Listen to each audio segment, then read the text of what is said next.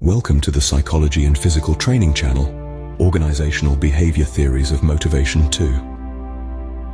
Have you ever wondered what drives people to perform at their best in an organization? This very question has intrigued psychologists and business strategists alike for years, leading to the development of various theories in an attempt to understand this complex phenomenon known as motivation. Motivation in organizations isn't just about getting people to do work. It's about inspiring individuals to give their best, to strive for excellence, and to be innovative. It's about creating a culture where each individual feels valued and driven to contribute to the organization's success. In our quest to understand motivation, we will be delving into 5 key theories. The needs theory, which explores the basic human needs that drive our actions. The cognitive evaluation theory, which discusses the role of intrinsic and extrinsic rewards. The goal-setting theory, which emphasizes the importance of setting clear and challenging goals. The self-efficacy theory, which establishes the belief in one's capabilities. And lastly, the reinforcement theory, which focuses on the impact of consequences on behavior. Dive into this intriguing world of motivation theories and uncover what truly drives people in an organization. The needs theory. Starting with the needs theory, what do you think it entails? As the name suggests, this theory centers on the idea that individuals have a hierarchy of needs that influence their behavior. The needs theory is often visually represented as a pyramid, with the most basic needs at the bottom and the more complex ones at the top. At the base of the pyramid, we find physiological needs. These are the most essential, fundamental requirements for survival, like food, water, and shelter. Once these needs are met, individuals move up to safety needs. This encompasses not just physical safety, but also job security and financial stability. The mid-level of the pyramid represents social needs, which include the desire for love, companionship, and a sense of belonging. Above this, we find the esteem needs. This is the desire for recognition, respect, and admiration from others. At the peak of the pyramid, we find self-actualization needs. This is the need to reach one's full potential, to grow and use abilities to the fullest. It's about becoming the best version of oneself. In the context of the workplace, the needs theory suggests that employers can motivate their employees by understanding and addressing these needs.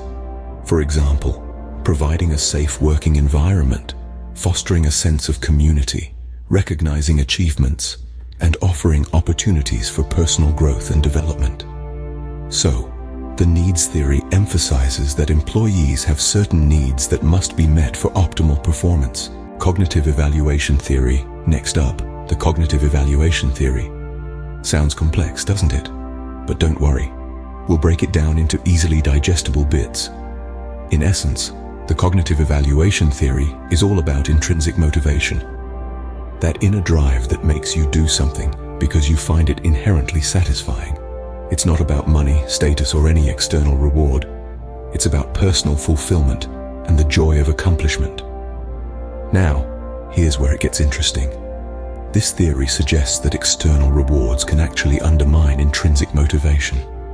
Imagine you love painting and do it purely for the joy it gives you. But then someone starts paying you to paint. Suddenly, painting might feel like a job rather than a passion. You might start to paint not because you love it, but because you're getting paid. This is what the cognitive evaluation theory is warning us about. However, it's important to note that not all rewards are harmful to intrinsic motivation. The key is in how the reward is presented. If a reward is given as a recognition of competence, it might actually increase intrinsic motivation. But if it's perceived as an attempt to control, it might decrease it. This theory is crucial in organizational behavior, as it reminds us of the power of intrinsic motivation and the potential pitfalls of extrinsic rewards. It tells us to be careful about how we use rewards in a work setting. Thus, the cognitive evaluation theory posits that intrinsic motivation is key and can be affected by extrinsic rewards. Goal-setting theory. Ever set a goal and felt motivated to achieve it? That's what the goal-setting theory is all about. Let's dive into the goal-setting theory, a psychological framework that suggests the simple act of setting goals can fuel our motivation to achieve them. Developed by psychologists Edwin Locke and Gary Latham, the theory posits that individuals who set specific and challenging goals are more likely to outperform those who set general, easy goals. But why is this so? When we set clear, challenging goals, we provide ourselves with a roadmap, a direction. This roadmap doesn't just tell us where we're going, but also how we'll get there.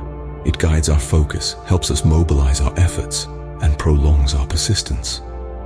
This theory also talks about the importance of goal commitment. It's not enough to just set a goal. We need to commit to it. Our commitment towards a goal is influenced by the belief in our ability to achieve it and the importance we attach to it. Moreover, the theory emphasizes the role of feedback. Knowing how well we are progressing towards our goal keeps us engaged and motivated. It helps us adjust our strategies and efforts as needed. So, what's the takeaway? The goal-setting theory shows us that goal setting isn't just about having an endpoint in mind. It's about setting the right kind of goals, ones that are clear, challenging, and accompanied by commitment and feedback. The goal-setting theory, therefore, underscores the power of clear and challenging goals in driving motivation. Self-efficacy theory. Believing in one's abilities can be a powerful motivator, don't you agree? Enter the world of self-efficacy theory, a brainchild of psychologist Albert Bandura, who told us just how crucial our faith in our own abilities is in motivating us to action. This theory posits that our self-belief, or self-efficacy, plays a significant role in how we approach goals, tasks, and challenges.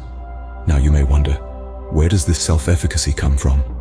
Bandura outlines 4 major sources. First, there's mastery experiences, or the simple act of doing, failing, learning, and succeeding. Each victory, however small, builds our sense of self-efficacy. Second, there's vicarious experiences, or learning through the experiences of others. Seeing someone similar to us succeed can boost our own belief in our capabilities. Third, we have social persuasion. Encouragement from others can lead us to believe that we have what it takes to succeed. Finally, there's emotional and physiological states. Our mood, emotional state, physical reactions, and stress levels can all impact our self-efficacy. In a nutshell, self-efficacy is not merely about having skills or knowledge. It's about believing in our ability to use those skills and knowledge effectively. And that belief can be a powerful catalyst, pushing us to take action, persevere through challenges, and ultimately achieve our goals. The self-efficacy theory hence highlights the role of self-belief in driving motivation. Reinforcement theory. Finally, the reinforcement theory. Remember how rewards and punishments can influence behavior?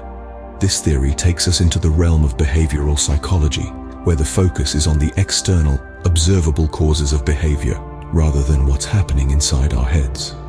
The reinforcement theory, proposed by B.F. Skinner, is based on the principle of operant conditioning. This principle believes that behavior is a function of its consequences, meaning that people will behave in a way that they believe will lead to getting what they want. Now let's delve deeper.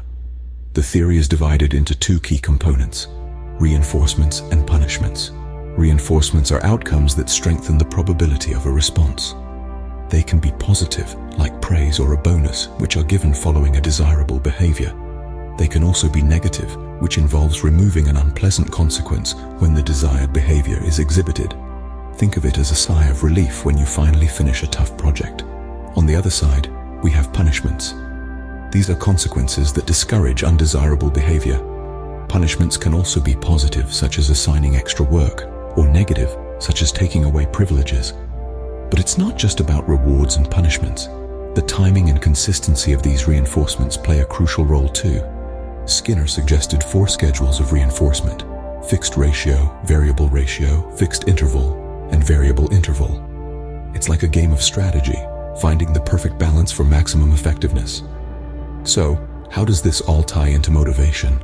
Well, by understanding the reinforcement theory, managers can strategically use rewards and punishments to shape employees' behavior.